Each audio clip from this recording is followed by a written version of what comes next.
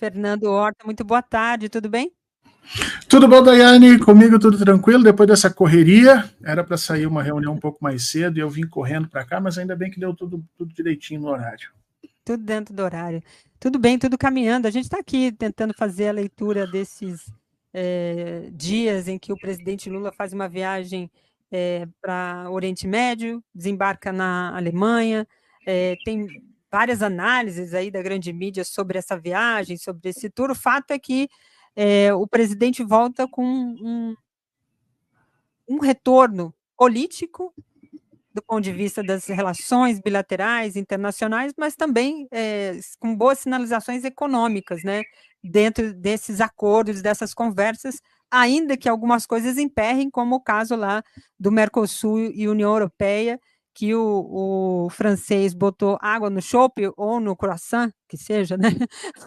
Qual seja a água aí, sei que ele botou alguma água, tratando-se de meio ambiente, ficou um tom um pouco fora, mas o presidente Lula argumentou que, paciência, se não sair acordo, não foi por falta de esforço. Como é que você viu esse tour de viagem do presidente Lula aí no Oriente Médio, COP28 e também a Alemanha, hein?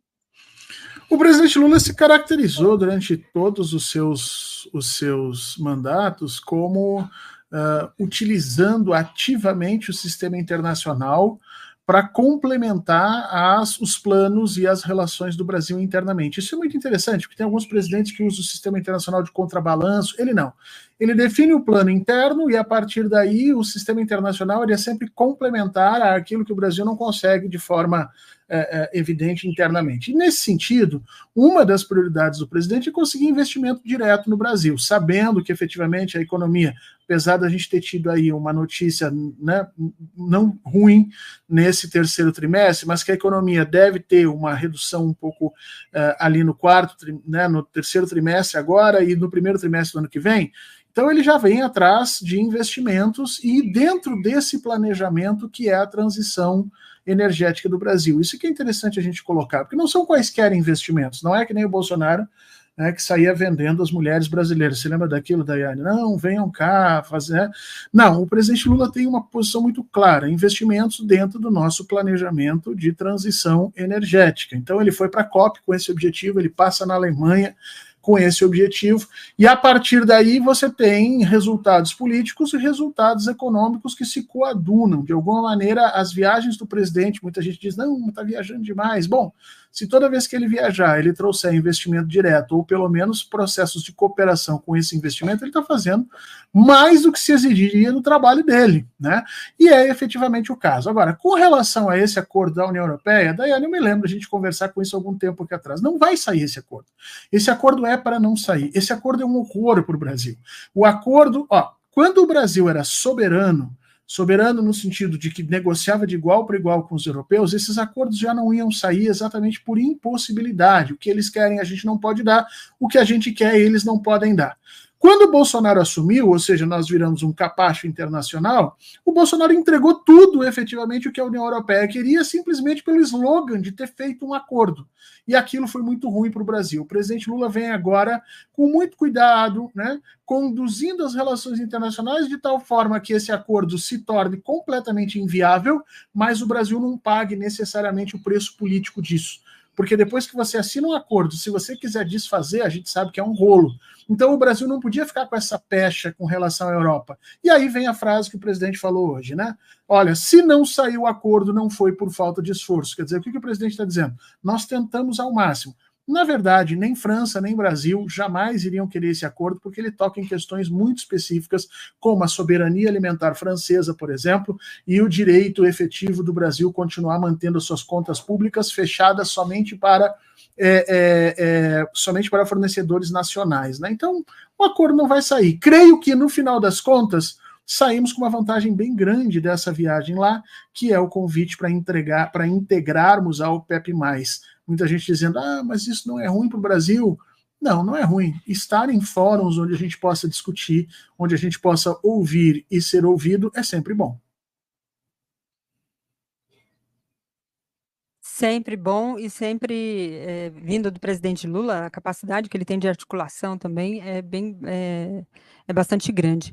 Você citou a questão econômica, né? Vou colocar aqui na tela matéria que publicamos lá no nosso site, Horta, tratando sobre uma notícia que veio logo no começo da manhã, né, tratando sobre o PIB, né, o PIB sobe mais que o esperado no terceiro trimestre, volta ao maior patamar da série histórica e opera em 7,2% acima do pré-pandemia. O dado é do terceiro trimestre, né, foi a terceira taxa positiva seguida. Na comparação com o igual período de 2022, houve alta de 2%. O presidente Lula, no podcast feito hoje de manhã, fez até de uma forma diferente do que normalmente faz, contou ali com vários ministros, entre os quais o Fernando Haddad. Vou colocar aqui um trecho da fala do Fernando Haddad sobre essa questão econômica e depois quero te ouvir. Nós vamos crescer 3% esse ano.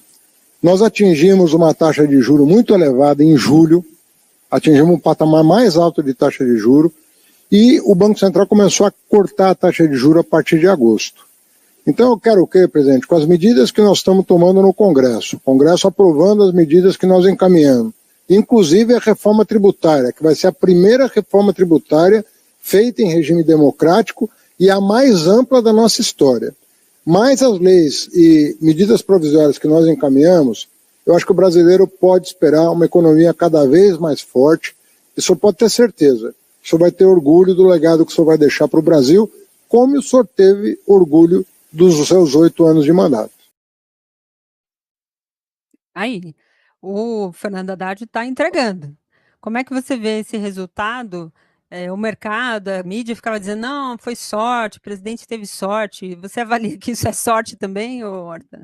Não, longe de ser sorte. O mercado diz que o presidente Lula tem sorte porque os super ciclos das commodities acabaram ajudando o presidente Lula no primeiro e no segundo mandato. Ora, nós tivemos vários governos com super ciclos de commodities e que não fizeram efetivamente um terço, um quinto do que o presidente Lula conseguiu fazer. O próprio governo Bolsonaro, de 2018 a 2020, viveu um super ciclo de commodities. Eu uso até 2020 porque exatamente antes da pandemia, para não comparar com, né, a performance econômica na pandemia, que não seria justo. Mas mesmo antes da pandemia, o Bolsonaro era um desastre na economia, como efetivamente foi.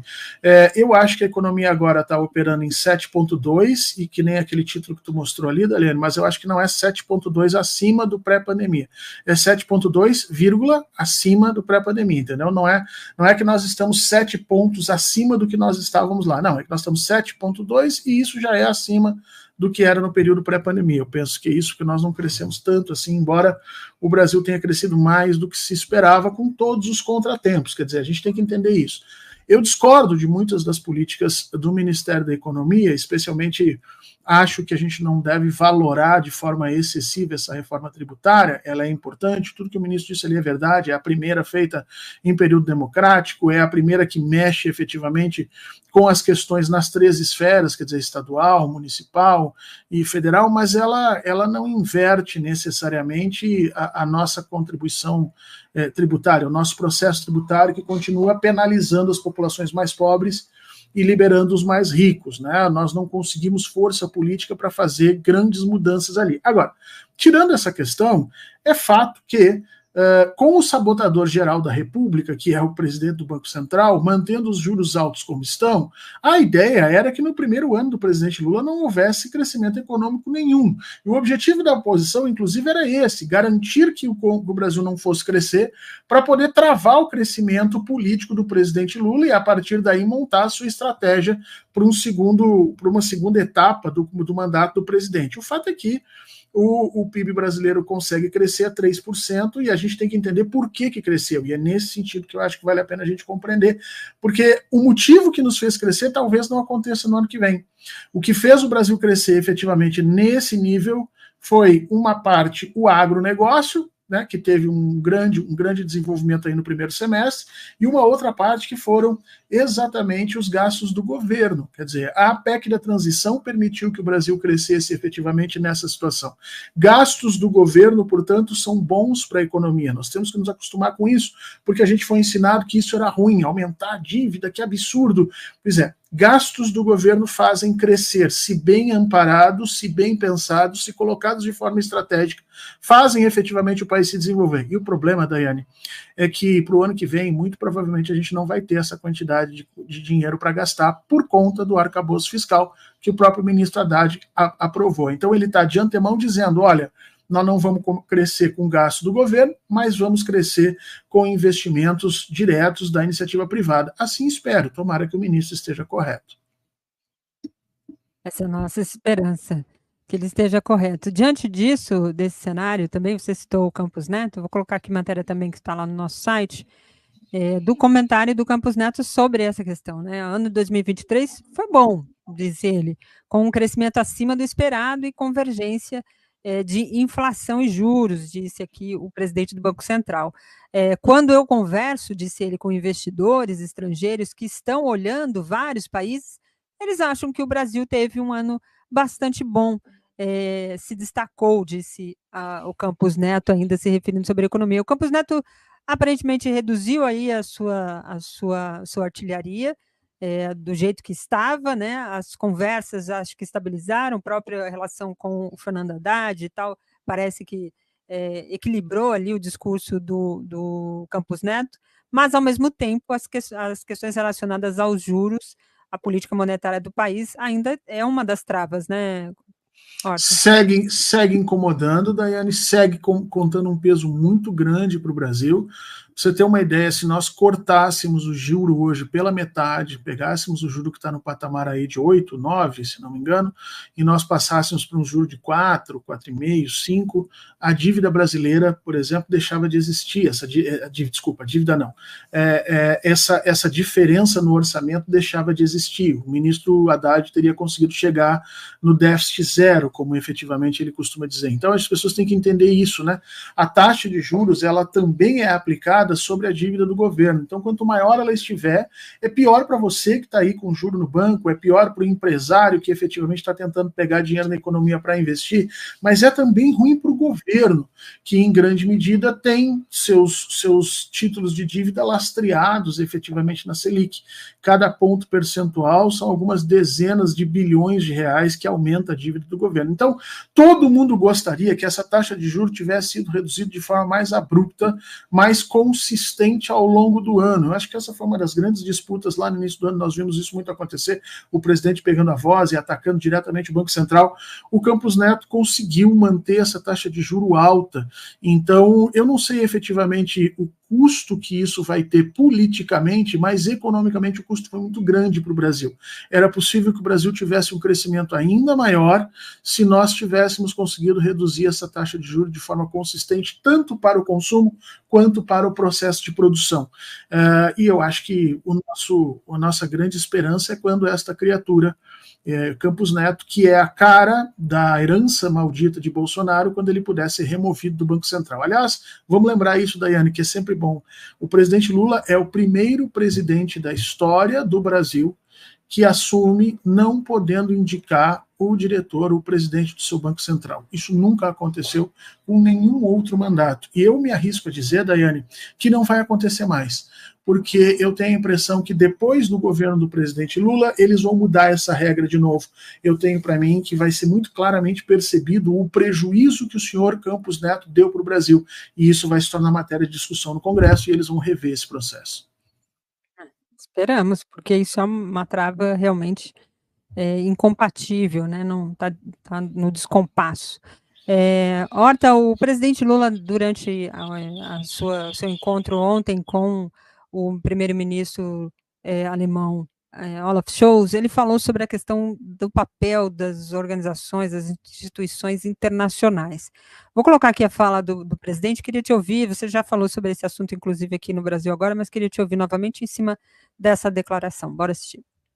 Eu quero, antes de agradecer ao presidente Schultz, dizer para vocês que eu lamento profundamente que no momento em que a humanidade tanto precisa de paz, no momento em que a humanidade precisa tanto de tranquilidade para que a gente possa cuidar das pessoas que estão passando fome no mundo, são 735 milhões de seres humanos que vão dormir toda noite sem saber se vão ter o que comer no dia seguinte.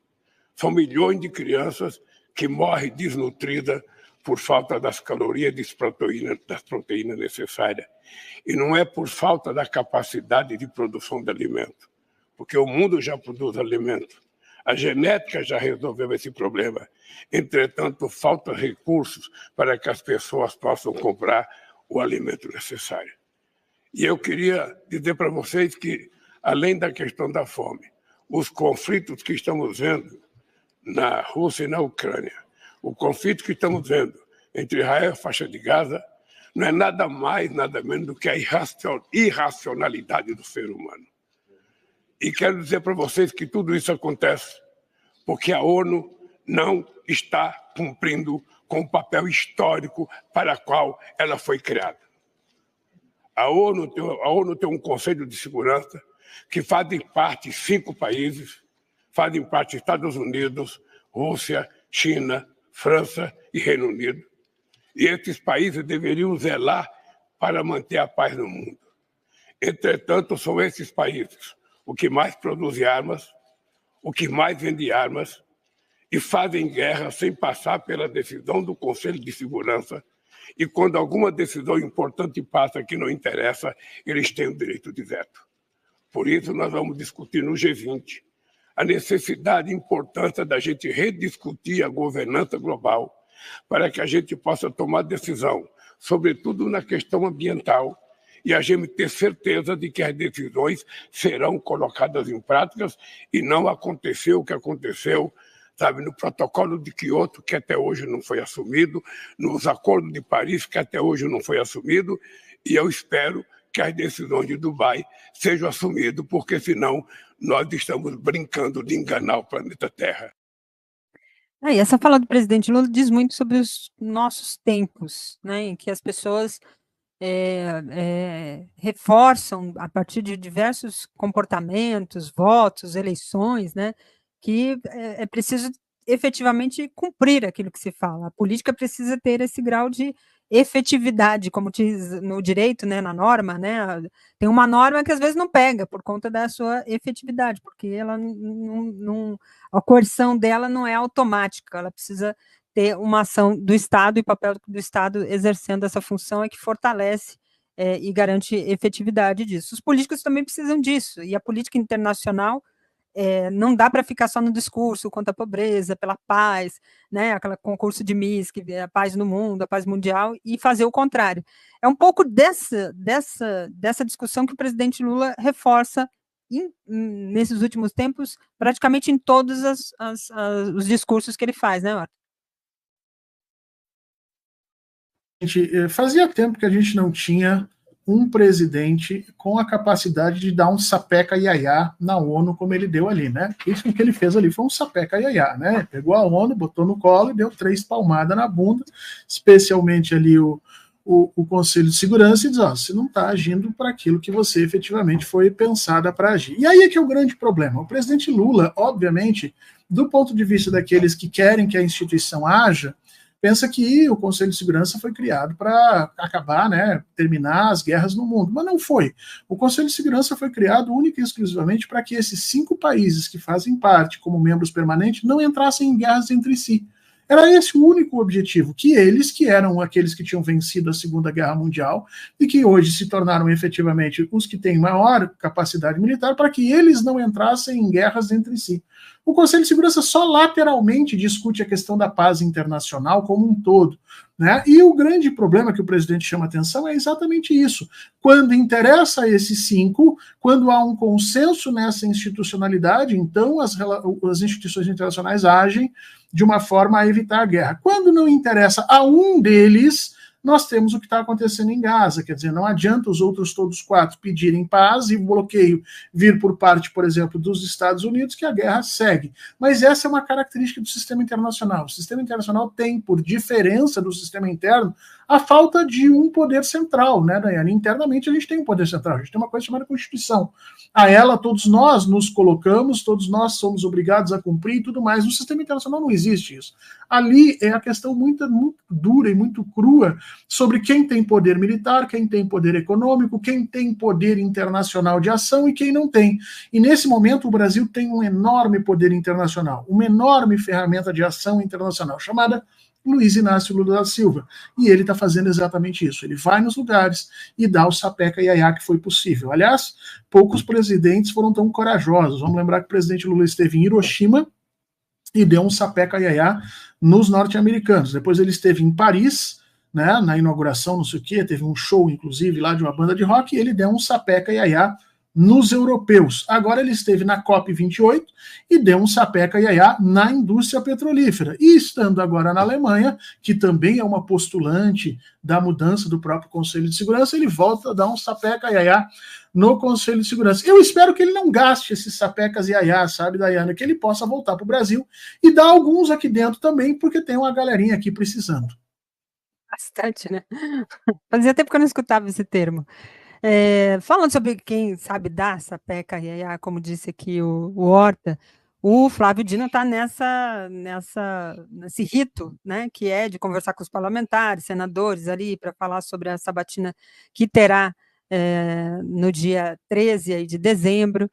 Muita expectativa, ainda não se sabe qual vai ser o rito, né, se será conjuntamente aí com a sabatina do Paulo Gonet, uma sessão só, mas os relatórios aí já estão sendo produzidos e os votos favoráveis nesses relatórios também devidamente publicizados, vamos dizer assim.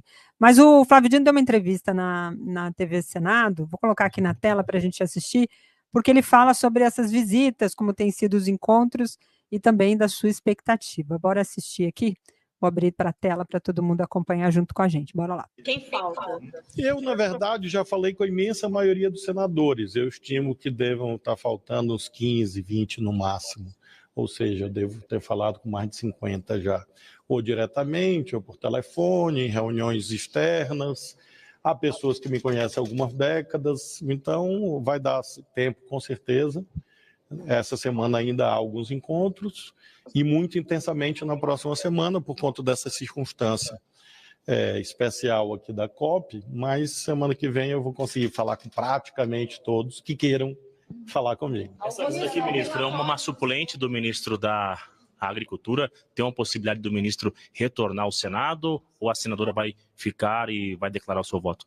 Eu creio que ela está no exercício do mandato, assim como há outros suplentes, né, que estão exercendo o mandato, e eu tenho visitado a todos indistintamente.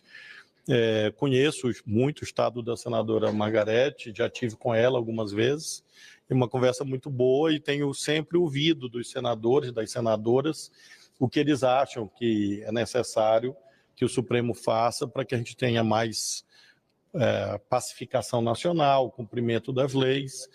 Então, mais do que um dever, para mim é uma belíssima oportunidade, caso eu tenha essa honra de receber a aprovação do Senado, poder ouvir os colegas, as colegas, e por isso, para mim, tanto faz a posição política, ideológica, e nesse caso, eu creio que os suplentes votarão na medida que os titulares estão exercendo outras funções. Não favorável à sabatina simultânea, ministro? Isso é uma atribuição exclusiva do presidente Alcolumbre e do presidente Pacheco. Eu não falo com eles há pelo menos uma semana, por conta da agenda deles. Então, eu realmente acho que ao longo dessa semana é que eles vão decidir o formato, e para mim tanto faz. O formato, o importante é que haja no dia 13 a possibilidade de uma exposição, perguntas, um debate qualificado que enobreça o Senado e o país e valorize, claro, o momento. Então, do jeito que vier, vai ser bom, vai ser tranquilo. Do jeito que vier, vai ser bom. Ele fala de um debate de qualidade. Essa expectativa, clara, que o Flávio Dino fala dessa forma, porque ele é muito educado, mas ele sabe o que vai vir pela frente. Qual é a sua expectativa dessa sabatina? Ele diz que tem falado com todo mundo e tem sido muito amplo nesse diálogo. Esse é o caminho correto, né, Horta? Então, Daiane, primeiro a gente tem que registrar a mudança do tom do ministro, né? As últimas vezes em que ele se reportava ao parlamento era um tom mais bélico, um mais bélico inteligente, um mais bélico centrado, um mais bélico mais denso em informação, porque o ministro é muito bem preparado, mas era mais bélico. Ele sabia que estava indo lá para enfrentar uma oposição que iria tentar utilizar qualquer frase do ministro para transformar em meme, e o ministro se saiu muito bem disso tudo ao longo desse primeiro ano. Agora ele está numa outra posição, né? Ele já vai lá no sentido, porque como o mundo gira, né? Como diz um amigo meu, não está girando, está capotando. O ministro agora precisa efetivamente da boa vontade dos seus colegas senadores.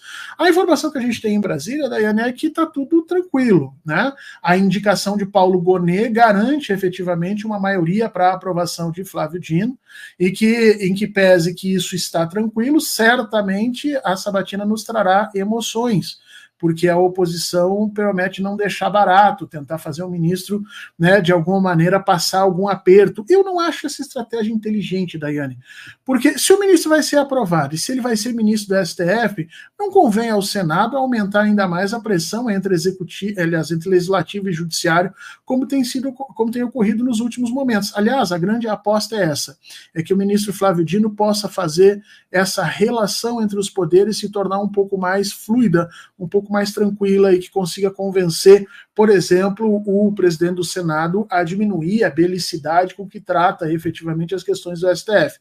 Não sei como é que vai acontecer. Agora, é indiscutível que a melhor indicação do presidente Lula de todos os tempos para o STF se chama Flávio Dino. E aqui, Daiane, tomara que eu não queime minha boca, porque às vezes a gente fala uma coisa dessa e aí no primeira decisão a pessoa decide contra os velhinhos do INSS. Aí a gente fica sem ter como se defender aqui. Mas eu acredito que não, que dessa vez vai dar tudo certo. Eu também estou contigo, eu boto minha mão no fogo ali. Tomara que ela não queime, mas né, dizem, tem aquela lenda sobre as indicações, né, no Supremo, que eles ficam presos a não sei o quê, mas não sei o que lá. Tem umas teorias que vão circulando aí, e que às vezes até ficam sendo verdades diante dos cenários que a gente fala, como é que é isso? Por que isso está acontecendo? Talvez seja uma explicação, mas pelo histórico do Flávio Dino, pelo comportamento dele na política, isso nos dá uma visão dele como jurista, e essa mudança de tom é também um sinal disso, porque ele tem entendimento dos espaços, né? Ele saiu do judiciário para ir para a política, porque sabia que essas coisas não se misturavam, o que hoje está muito difuso por parte dessa extrema-direita, né? Horta, fazendo aqui um encaminhamento para a gente finalizar, já temos aqui um convidado na nossa sala de espera para tratar sobre a visita na Alemanha. Eu queria te ouvir sobre essa questão da Argentina, né? Domingo tem a posse, Milei mudou o tom, mandou convidar a sua futura ministra de Relações Exteriores para convidar o Lula. Lula recebeu o convite, agradeceu, tudo certo, mas vai mandar o ministro Mauro Vieira. Está tudo dentro do parâmetro diante do que a diplomacia pede, né? Do que aconteceu, de como as coisas se encaminharam, mas o presidente Lula e o próprio Milei têm dado sinais de que será uma relação um pouco mais tranquila. A dúvida é só até quando, né? Porque a gente sabe que isso não vai durar muito, né? Então, Daiane, eu acho que o presidente Lula mandando o chanceler já está mandando mais do que devia, inclusive. Diante das acusações e das ofensas baixíssimas que o Milei fez durante o período de campanha, olha, mandar o nosso querido chanceler à Argentina é uma deferência para o Milei. O Milei deveria se sentir honrado, né? Óbvio que o presidente Lula nem pensar iria nesse processo, né? Eu não sei se isso é protocolarmente bom para o Brasil ou não, mas é a resposta que deveria ser dada pelo Brasil a um presidente que chega, né, na Argentina com um discurso totalmente agressivo, como o Milei chegou. Agora, por que ele moderou esse discurso, Daiane? Às vezes as pessoas dizem, não, moderou por quê? Porque ele caiu em si, de repente ele tomou, né, algumas doses de uma reflexão. Não, é porque a Argentina precisa de dólares. O problema da Argentina são dólares. A Argentina não tem dólares para saldar a sua dívida. E como ela não tem dólares, ela vive eternamente um processo de insolvência com relação às suas dívidas em dólares, sendo obrigada a comprar dólares no mercado, às vezes a preços muito mais altos. Ora, Daiane, quem é que tem na América Latina uma quantidade invejável de dólares, e que todos os governos petistas eles dizem isso, né? Fizemos um colchão, temos um superávit em dólar, o Brasil. Portanto, não foi inteligente do Milei, do ponto de vista político, os ataques que ele fez ao Lula, e também não foi inteligente do Milei do ponto de vista econômico, e ele se deu conta de que precisa do Brasil e da China se quiser recuperar a economia. O problema, Daiane, é que eu acho que não foi ele que se deu conta. Eu acho que quem se deu conta disso foi o seu ministro da Economia, indicado pelo Macri. E eu tenho uma impressão que em algum momento essas duas peças vão desencaixar.